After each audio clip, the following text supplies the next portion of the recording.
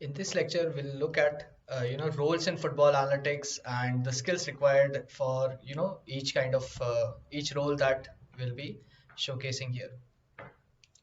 So in the previous one, we saw that what exactly is football analytics and where in which areas of the sport is it used. The answer is all the areas now use analytics.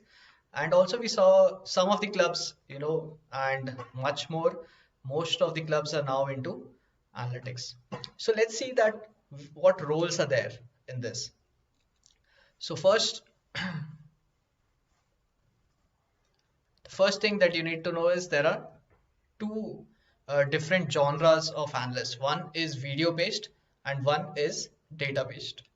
In video based, there is more or less one role which is called performance analyst. There are others where you'll be filming a particular match or tagging a particular match, or getting tagging of tactical aspects of the match. That, for suppose this was an attack, that this move here or this position was an attacking transition, or this here was a defensive play, and so on and so forth. Right? So that pretty much sums up video analysis, but it entails a lot to do, because you need to watch videos and you need to break it down, and you need to join them back together to provide meaningful insights to the coaches and the management if possible, right? Then the other one is a data based role, right? So in this, there are many prominent roles as such, because there are different areas or different things you can do with the data, and that's how there are different specific roles defined for data-based, football analytics roles. So the first one is a data analyst, right? So the job of a data analyst is usually to, create reports, uncover patterns, use more of historical data, and just see what has happened in the past, right? So it's just, okay, if I want to know that over the past 7 seasons, how many goals has Chetri scored in each season, right? Or how many wins have each team got, or how many wins have Kerala Blasters got in a particular season, from season 1 to season 7 right now, right? So all these things, plotting the graphs and creating, putting it in a report, creating reports, handing off those reports in the management, pointing out certain patterns that, okay, this might be an important aspect to look into. So, hey, coach, why don't you look into this aspect of it, and so on. The other one is a data scientist.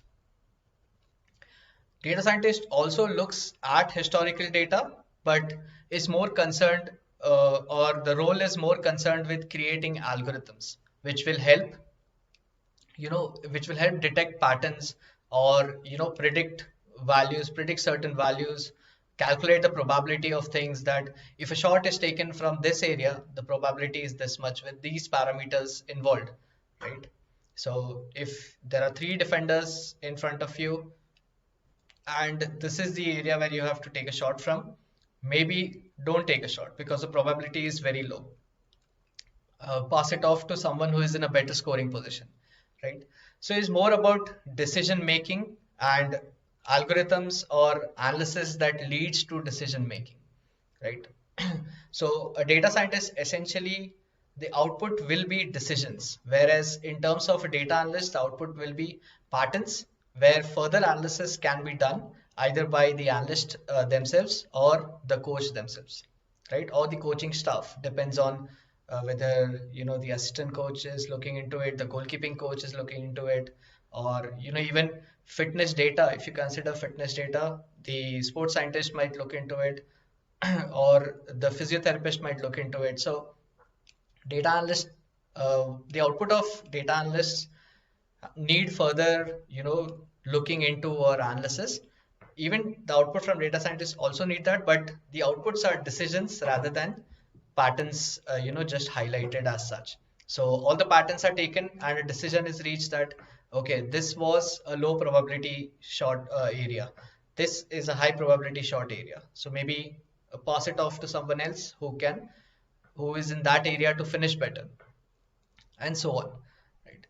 There's a third one which has emerged very important, is a data editor.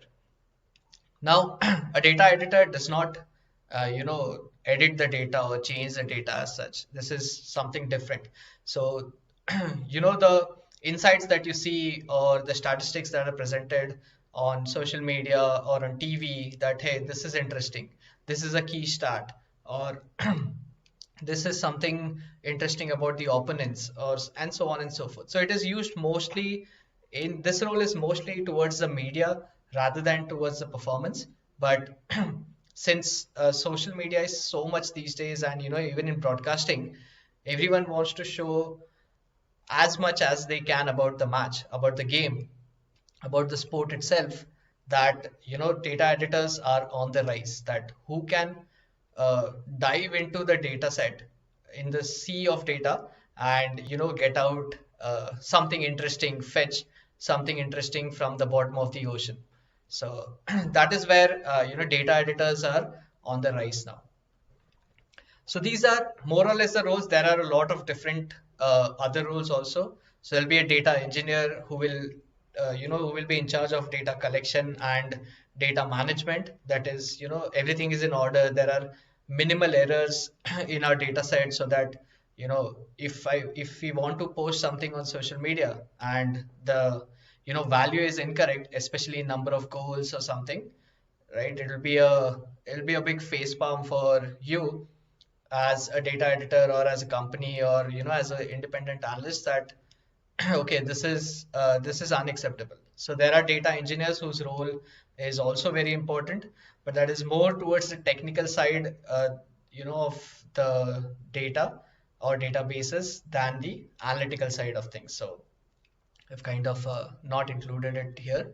Also, there are specific machine learning engineers also involved, whose only job is to come up with algorithms and you know uh, find patterns, find new ways to analyze things, find new metrics to analyze a particular player, a particular set of players, and so on and so forth.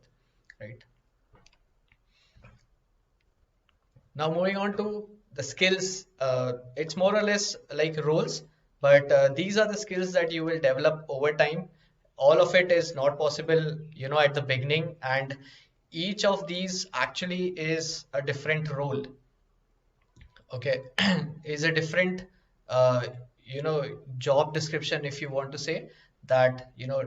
Data science and machine learning is very broad, but that is the ultimate skill that you would need to have if you want to be in this long term, because you can start small, but at some point you will cross paths with an algorithm, machine learning, and data science in whole, right? But data analysis, data visualizations especially, it is actually a different role, where a person is responsible for only creating graphs.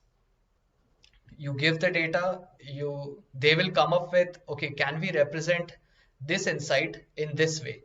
Because the same thing can be represented by a bar graph, by numbers, by a scatter plot, by a line plot, by a polar plot, by a box plot, violin plot, and so on and so forth, right? So how do we explain or express our analysis? Is through visualizations. So visualizations become so important, that how do you present it to, let's say, a non-technical person? That becomes really crucial. So creating or having the skill of creating visualizations through data is a really important one to have, especially from the beginning, right? So the algorithms can come later on, but initially, at least presenting in a graphical format is kind of core skill for a football analyst, right? Then you have insight generation. Now, let's say you present a graph. You won't just say that, okay, this is a graph. You can do whatever you want with it.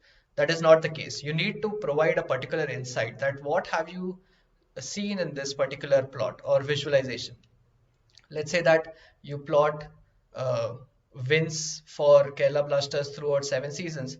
is there a peculiar pattern that you see, or is that something that even which is on the face, like, okay, this number throughout the 7 seasons is low, or in these 2 seasons it was very close, and it is the highest. So they had a very good chance of qualifying in these 2 seasons, and these particular 3-4 seasons they did not have. So those are insights. So sometimes it feels like when you're working on something and you see a graph, you're like, okay, this is obvious, I don't need to say it out loud. But it does, you need to say it out loud. You need to say it in words also, and present an observation or a conclusion or an insight that this is what you have seen in the graph. Right? Someone else might see something different if it's more complicated graph and so, but that is, insights have to be written down or expressed in terms of words or sentences and so on, right? You cannot just put up a graph and say, okay, that's it, I have you my job is done, you can conclude later on. But only creating a graph is the job of a data visualizer, not of insight generation, right?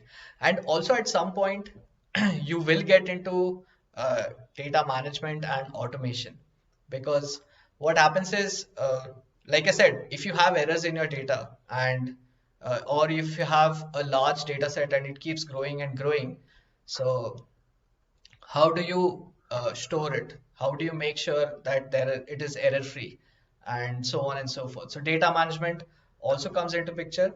You don't need to go too much into the technical side, but you will have to as and when you reach the data science stage of the analytics rules. And automation is also truly important. Let's say you created a graph for Kerala Blasters, but now someone asks that, okay, show me for Chennai. So will you write the code again, or you will have systems in place where you can reproduce that, okay, if I just change Kerala Blasters to Chennai, I should get the same output, right? And if I change it to, let's say, even Liverpool or Manchester United or City or Dortmund or Bayern Munich, right? If you have all those data on hand uh, with the same features, can you get it on a moment's notice, right? Because if you are presenting insights during a match, or creating graphs during a match, you have to be quick about things, right? So that's when automation kicks in, and but that will come up a little bit later in your life. But that is certainly an intermediate point where you need to hit that, and you need to start working on it from the beginning itself, right? Think every time about automation, even if it's not your role right now. Anyway, it's just kind of dragged on a little bit, but these are the skills and expertise, not just at the beginning, but overall, that you will have to know about and you should learn about, right, to stay in the industry, right? So that's it for this lecture, guys. I'll see you in the next one.